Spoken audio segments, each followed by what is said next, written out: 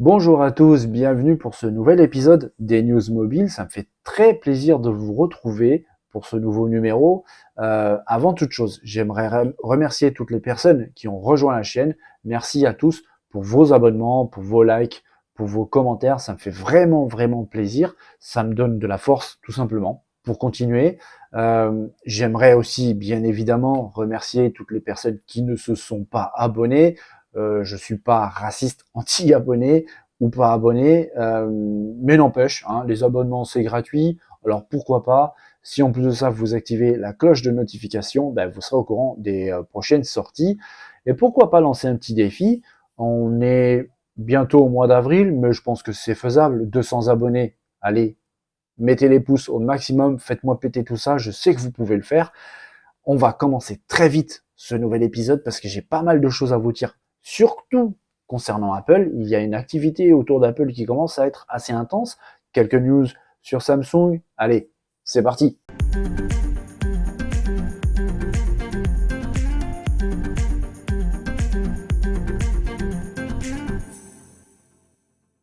Une fois n'est pas coutume, on va débuter cet épisode des news mobiles en allant faire un tour chez Apple. Apple qui a quelques soucis avec cette génération d'iPhone 14 au sujet de la vente. Il n'arrive pas à écouler autant de smartphones que par le passé, par exemple avec l'iPhone 13, tout simplement parce qu'il n'y a pas assez de différence vraiment notable entre le 13 et le 14. L'écran, c'est sensiblement le même, l'autonomie, c'est sensiblement la même, les performances photo sont sensiblement les mêmes. En fait, la vraie différence, bah, c'est le Dynamic Island. Au début, certes, ça fait son effet, c'est très intéressant, surtout que c'est vraiment bien fait, faut l'avouer. C'est très bien utilisé par Apple, mais basculer sur l'iPhone 14 quand on a déjà un 13 Pro qui fonctionne très bien juste pour profiter du Dynamic Island, ça fait cher payer juste pour cette entre guillemets nouveauté. Ça change pas drastiquement l'utilisation de son téléphone. Apple le sait, c'est un problème, et donc il travaille d'arrache-pied sur l'iPhone 15. L'iPhone 15 qui devrait donc hériter d'une nouvelle puce, un nouveau processeur, le A17. TSMC, le fondeur qui fabrique ces puces, a changé de génération de gravure pour le A17. On passe à une finesse de 3 nanomètres. C'est une vraie grosse différence, ça permet pas mal de choses. En fait, grâce à cette finesse de gravure par rapport aux anciens processeurs, le processeur sera déjà beaucoup plus économe en énergie. Ça, c'est un fait. À chaque fois qu'on descend en finesse, le smartphone consomme moins à puissance égale. Mais cette finesse de gravure permet aussi une augmentation de puissance. Je sais que ce processeur apparemment devrait économiser environ 35% d'énergie en moins par rapport à ce qui équipe l'iPhone 14. Ça ne veut pas dire que l'iPhone 15 sera 35% plus autonome que l'iPhone 14. Faut pas s'enflammer non plus, ça serait bien, mais c'est pas le cas. Tout simplement parce qu'il y a quand même une augmentation de puissance assez importante. Et donc, cette économie d'énergie de 35% va être équilibrée à cause de l'augmentation de puissance. D'ailleurs, en parlant d'augmentation de puissance, il y a déjà des scores bench qui ont commencé à fuiter sur cette puce A17, des scores vraiment impressionnants, si on en reste vraiment au niveau du score brut. Par exemple, au niveau du monocœur pour l'iPhone 14 Pro, on était à quelque chose autour des 2500 points, c'est vraiment déjà pas mal. Là, on passerait à 3000 points, un peu plus même, apparemment ce serait 3019. Pour le monocœur, on était avec l'iPhone 14 à un peu plus de 6300 points. Là, toujours en multicœur, avec donc ce processeur A17, on dépasse les 7800. C'est vraiment une augmentation très importante à mettre un petit peu en attente parce que bah, le téléphone n'est pas finalisé, le système n'est pas finalisé. Ces scores vont très probablement bouger, que ce soit à la baisse ou à la hausse. Personnellement, je pencherais plus un petit peu pour une hausse. Donc, on voit ici une augmentation vraiment importante. Donc, ça permet de imaginer très bien que cette autonomie avantageuse de 35% en plus grâce à cette gravure de 3 nanomètres ne sera pas réelle, effectif sur le smartphone finalisé parce que le smartphone sera plus puissant. Alors oui, il sera plus autonome ou équivalent à l'iPhone 14, ce qui est déjà vraiment très bien, mais il n'y aura pas un changement drastique. Cette nouvelle de l'iPhone 15 m'amène à une autre avec des nouvelles un peu plus croustillantes. J'ai des news concernant la taille des écrans. Alors apparemment, l'iPhone 15 aura un écran de 6 pouces, 6,1 pouces. Le 15 Plus aura un écran de 6,7 pouces.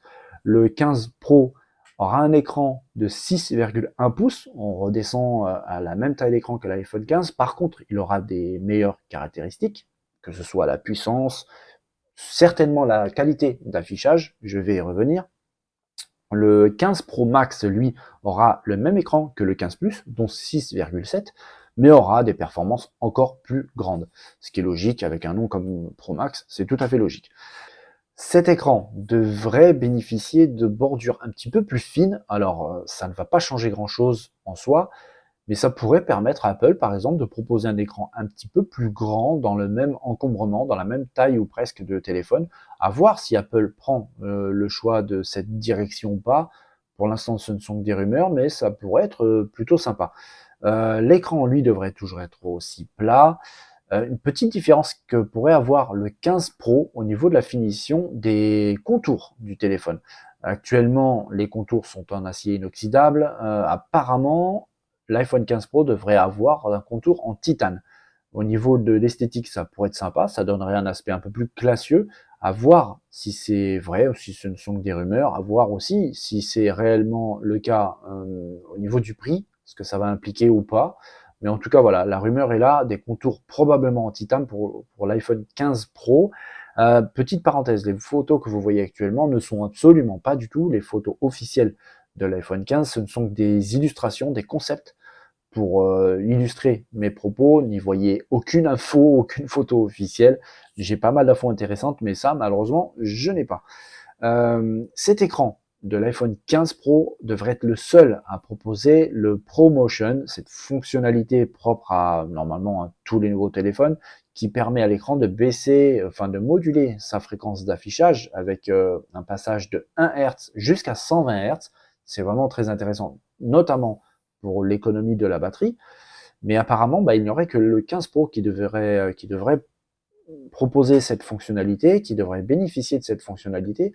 L'écran de l'iPhone 15, lui, devrait être bloqué à 60 Hz. C'est un peu dommage, quand on sait que la concurrence passe au 120, voire 90. Ça aurait été sympa de la part d'Apple de basculer aussi tous les écrans de ces smartphones au 120 Hz, enfin un affichage ProMotion, ça aurait été plutôt sympa. Autre info, c'est là qui risque un peu de crisper pas mal de monde. Enfin, l'iPhone va passer à l'USB-C. Alors, enfin, grâce à la communauté européenne, il a fallu que l'Europe s'énerve un petit peu et impose l'USB-C à l'iPhone. Tout ça pour pouvoir profiter des facilités de rechargement, avoir le même câble. Imaginons que vous avez une Nintendo Switch, par exemple. Vous pouvez utiliser le câble de la Nintendo, son chargeur, pour pouvoir charger votre iPhone.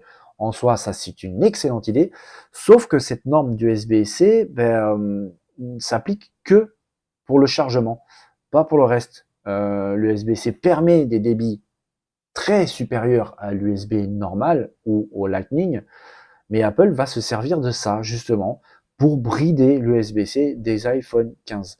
Apparemment, il serait bridé à une vitesse de l'USB 2.0, donc en gros au Lightning, ce qui équivaut à une vitesse de 480 mégabits. Ça peut parler à pas mal de monde, c'est pas très rapide, hein, soyons clairs, surtout avec des téléphones qui maintenant filment en 4K 60 images secondes, voire même plus, des photos en très haute résolution. Quand il faut transférer des données pareilles, ça met du temps, hein, avec un USB 2.0, c'est franchement pas génial. Mettre un USB-C dans son appareil et brider sa vitesse, je trouve ça pas sympa, clairement pas. Beaucoup se demandent pourquoi, mais il y a une raison derrière, c'est que Apple va faire des économies tout simplement, gagner de l'argent, parce qu'en fait, ils vont profiter de la situation pour vendre des câbles USB-C certifiés grande vitesse et rechargement grande vitesse. Si vous n'avez pas de câble certifié, alors bien sûr, hein, vous pourrez recharger votre téléphone avec un câble USB-C acheté où vous voulez, hein, Wish, AliExpress, Amazon. S'il n'est pas certifié Apple, ben, il ne rechargera pas votre téléphone à la vitesse propre à l'USB-C. Il ne transférera pas les données à la vitesse propre à l'USB-C. Ce sera limité à l'USB 2. Je trouve ça mesquin. On parle d'Apple quand même, hein, la société la plus valorisée dans le monde. C'est dommage pour les utilisateurs que s'ils voudront avoir la vitesse rapide en chargement ou de transfert, ben, il faudra prendre l'iPhone 15 Pro parce qu'apparemment Apple a décidé de débrider l'USB-C pour le 15 Pro. Si vous avez les gammes en dessous, ben, vous aurez un USB-C avec une vitesse de rechargement et de transfert équivalent à l'USB 2.0. On est en 2023, avoir un téléphone avec des vitesses de transfert de 2.0, je peux pas, je comprends pas. Comme je l'ai dit, avec les capacités qu'ont nos appareils maintenant, ici un S23 Ultra, à filmer à des très hautes résolutions, si j'aurais pas le USB-C, je deviens complètement fou. À voir. Apparemment, c'est vraiment le cas. On va pas jeter de l'huile sur le feu. Ce ne sont que des rumeurs qui se tendent à être vraiment réelles, rien d'officiel. Mais c'est vraiment la tendance. On verra à la sortie, hein, la présentation de ces iPhones, si c'est vraiment le cas. Autre news, j'avais dit dans une précédente vidéo où j'avais parlé de l'iPhone 15 qu'apparemment il n'y aurait plus de boutons physiques sur cet iPhone 15, mais des boutons tactiles avec un retour haptique, un peu à l'image de ce qu'on a hein, sur les écrans tactiles de nos smartphones, avec un retour donc par vibration pour confirmer un choix au niveau du bouton. Ces boutons, donc évidemment, hein, les boutons de mise en route, les boutons de volume plus et moins, devraient être capacitifs, donc avec une résistance à la pression. À voir comment Apple va gérer ça, parce que il faut avoir un degré déjà de retour haptique agréable, savoir confirmer une action ou pas dessus, et puis aussi le degré de pression qu'on doit mettre sur ce bouton pour valider l'action. Si c'est trop fort, ben c'est pas forcément agréable. Si c'est trop sensible, ben, ça voudra dire qu'on pourrait changer le volume juste en prenant le téléphone, on touche le bouton, hop, ça change le volume. À ne pas douter, hein, si Apple se lance là-dedans, ils vont vraiment travailler le sujet pour proposer quelque chose de correct, que ce soit agréable à utiliser. Mais en soi, je trouve l'idée plutôt intelligente parce qu'en fait, actuellement, maintenant, dans nos smartphones, la seule partie mécanique qu'il reste, ce sont les boutons qui bougent mécaniquement. Et donc, en gros, hein, c'est un des rares seuls problèmes au niveau du SAV, à part bien sûr la casse des écrans, mais les boutons, c'est très souvent là où les premiers problèmes apparaissent pour diverses raisons. Ils sont manipulés un petit peu trop fortement, des infiltrations d'eau, des infiltrations de poussière. Avec des boutons tactiles capacitifs, Apple réglerait totalement ce problème, donc des économies au niveau du SAV, des téléphones encore mieux protégés au niveau de l'eau, par exemple. C'est pas mal, à voir vraiment si ça sera vraiment le cas. Ça, c'est quelque chose vraiment que j'apprécie. On verra.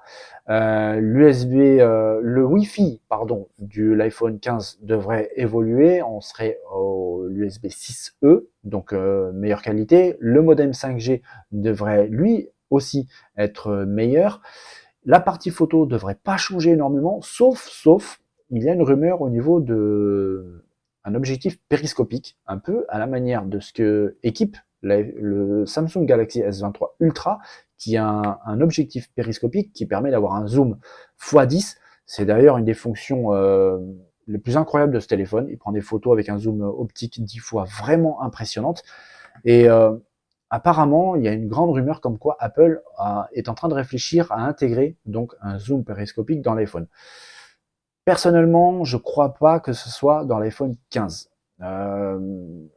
J'y crois pas du tout. Je pencherais plus pour l'iPhone 16. Et notamment, mon petit doigt m'a dit des rumeurs, ça sent comme ça, que Apple a envie de proposer un iPhone 16 Ultra. Donc, ultra haut de gamme. De prendre un petit peu ce que fait Samsung sur sa gamme Galaxy S maintenant, avec donc ce S23 Ultra, ce qui était déjà le cas avec le 22 Ultra. qui proposerait le summum de ce que Apple pourrait faire et donc incorporerait ce zoom, cet objectif optique sur cet iPhone 16 Ultra et proposer un zoom x10, peut-être un peu plus, x12, x13, à voir. Ce ne sont que des rumeurs, vraiment, mais pourquoi pas, ça tend à être la réalité. En tout cas, dès que j'ai des news un peu plus sérieuses à ce sujet-là, et même sur l'iPhone 15, bien sûr, on va en avoir bientôt, vous serez au courant de tout ça sur votre chaîne.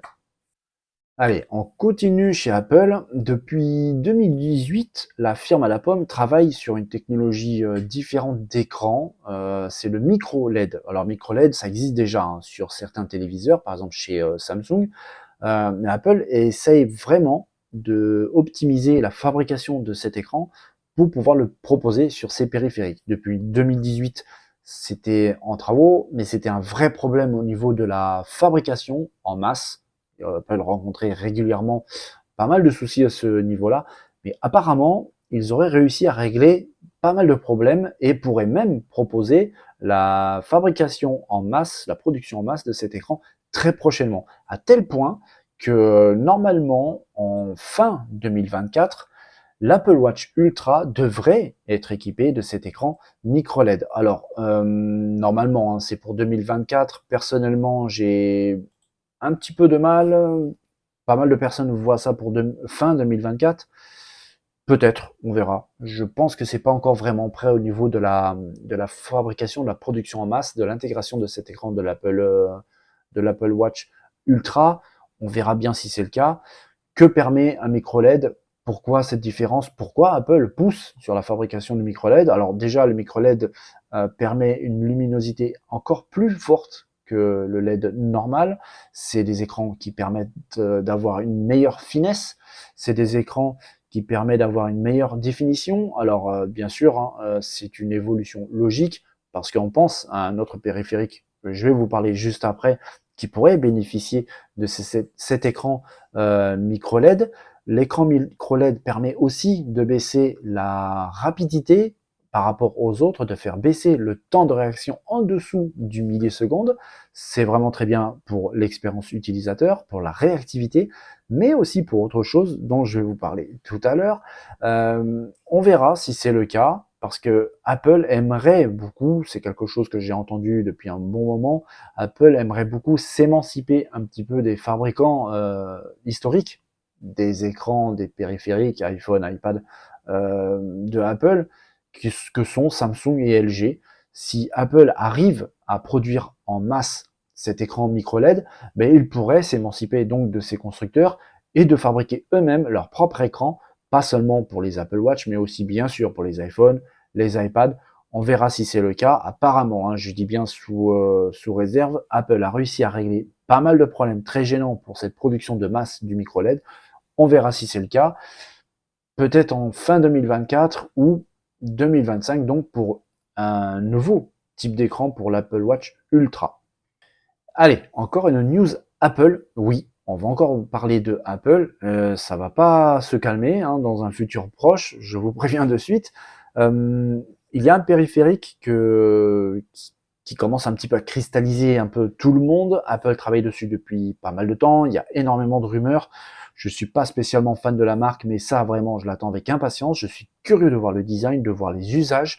Je suis curieux de voir la manière que Apple va utiliser pour présenter le casque de réalité virtuelle. Alors, moi, je verrais plus des lunettes connectées qu'un casque de réalité virtuelle. Je vois pas Apple se lancer dans quelque chose de gros, de lourd, de contraignant. Ça fait pas Apple. Je vois plus quelque chose de plus classieux, des lunettes de réalité augmentée virtuelle, quelque chose de mixte qui pourrait permettre beaucoup plus de choses qu'un simple casque qui serait un peu trop contraignant, qui cantonnerait un peu à une seule utilisation, alors que des lunettes connectées, dans mon imaginaire en tout cas, ça permet bien plus de choses. Je sais que Tim Cook fait tout son possible pour pouvoir présenter donc ce périphérique à la prochaine WWDC de 2023 qui se passera en juin. C'est dans pas longtemps. Je sais également que Tim Cook, donc le président d'Apple, fait tout ce qu'il peut pour pouvoir proposer à la vente au grand public ce nouveau périphérique à la fin de l'année, au dernier semestre de cette année. Donc c'est vraiment dans pas longtemps. Est-ce que c'est réaliste? Est-ce que ce ne sont que des rumeurs ou pas? Je pense que c'est réaliste. On verra bientôt, hein, parce que le mois de juin, finalement, il arrive à grands pas. On va voir. Et puis, il commence à y avoir des rumeurs de plus en plus insistantes, j'ai envie de dire, sur ces Apple Watch. On verra vraiment si c'est le cas ou pas. Alors, je tiens à préciser que les photos que vous voyez là, comme pour l'iPhone 15 tout à l'heure, ce ne sont que des concepts. Il n'y a pas du tout de photos officielles sur ces Apple Watch, on va dire ça comme ça, sauf ça.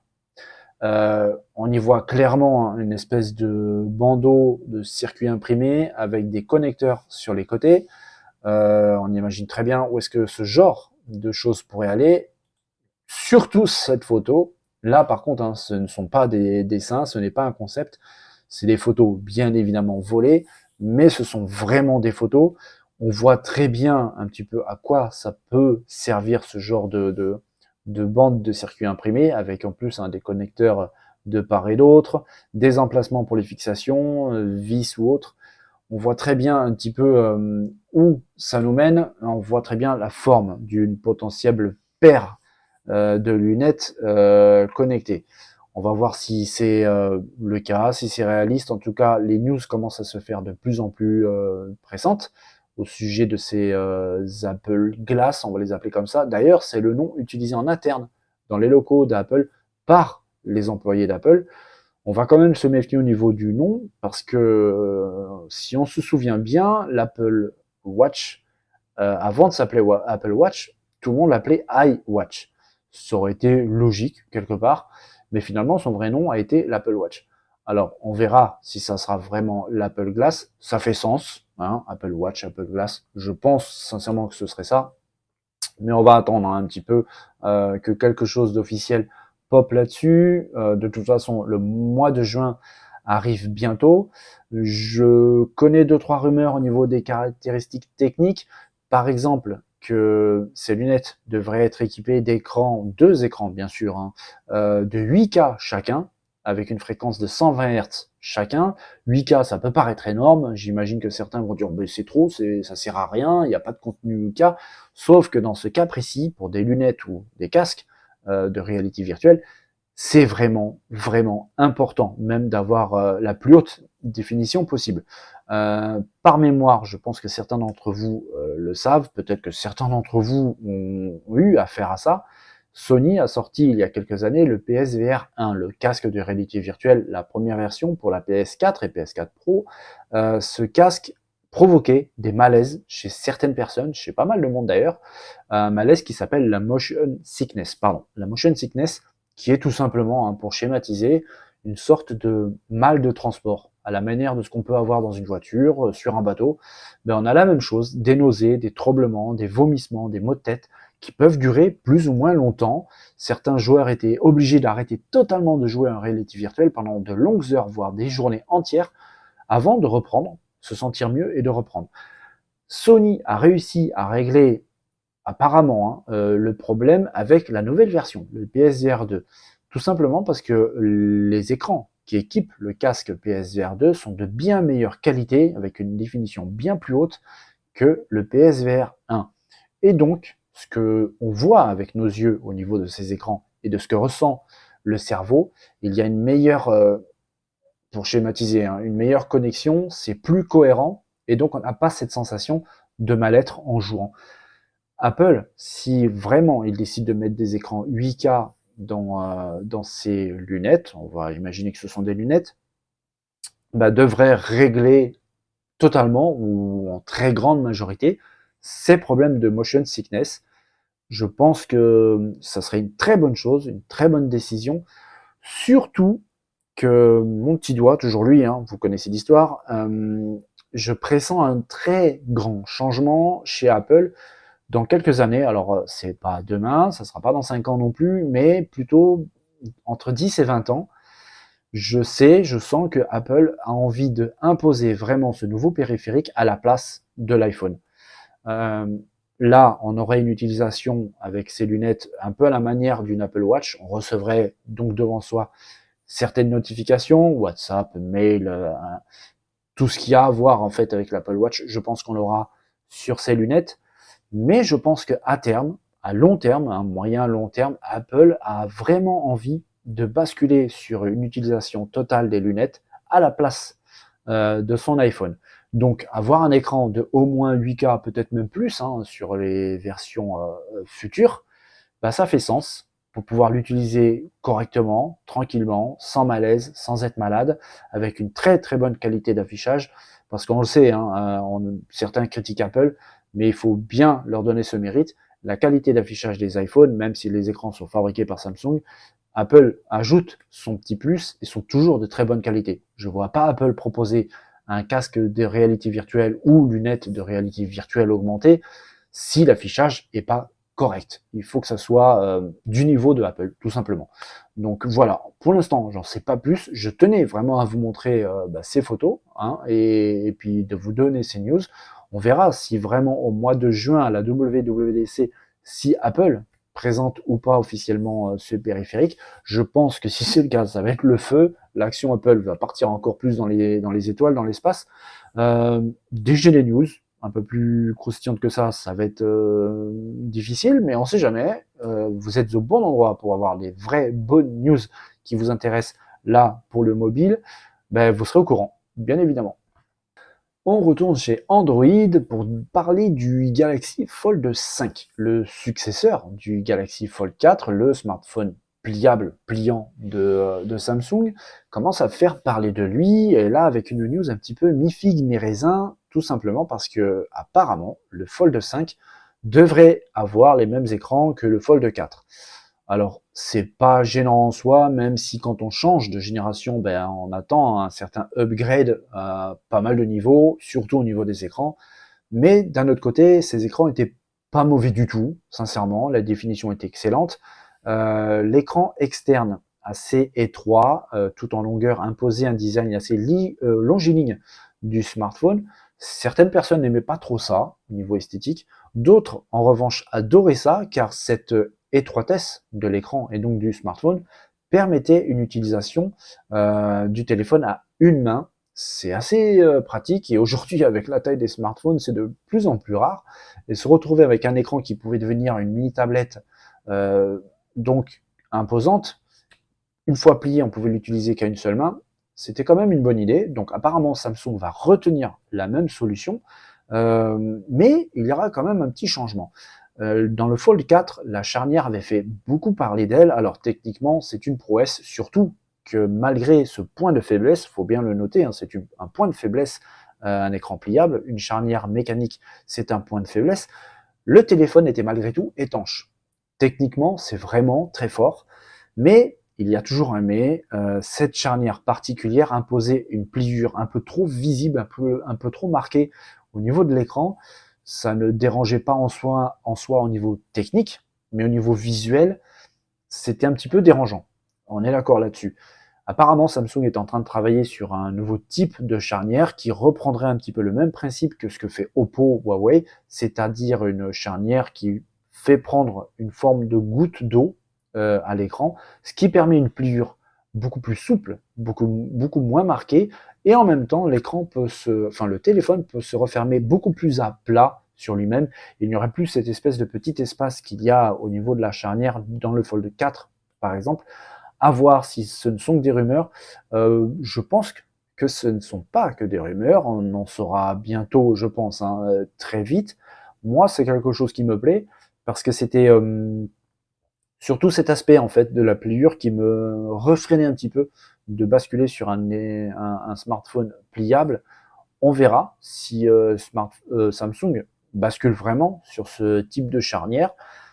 Comment ils vont faire pour la différencier par rapport à la concurrence? Parce que si c'est pour proposer la même chose que Huawei, que Oppo, je vois pas trop l'intérêt, surtout que par exemple, Oppo, pour ne citer que, apparemment maîtrise vraiment le sujet pour quelque chose qui va en plus baisser son prix par rapport à la sortie du Fold 5.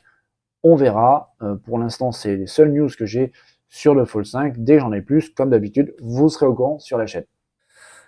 Encore une news pour un téléphone Samsung, mais cette fois-ci, en fait, c'est un bon plan pour ceux qui seraient intéressés, qui ont envie, qui ont besoin de changer de smartphone actuellement. Les prix, c'est un délire.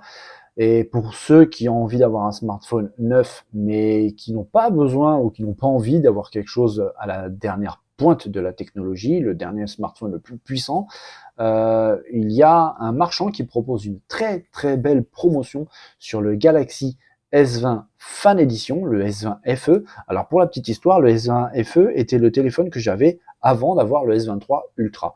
J'en étais très content, sincèrement, c'était un bon téléphone. Alors bien évidemment, il faut remettre les choses à leur place, c'est quand même un téléphone moyen de gamme, hein, c'est pas du tout du haut de gamme, mais quand même, le téléphone avait une très bonne autonomie, je tenais largement la journée entière, voire un peu plus, même avec une utilisation assez intensive. J'étais vraiment très surpris par ça.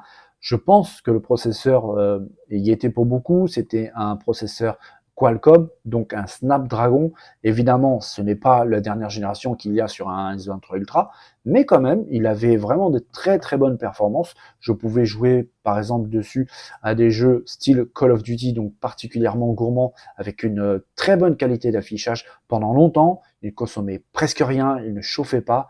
Le téléphone était capable de filmer en 4K 60 images par seconde. Il avait un très bel écran Super AMOLED propre aux écrans Samsung avec une excellente définition en Full HD+.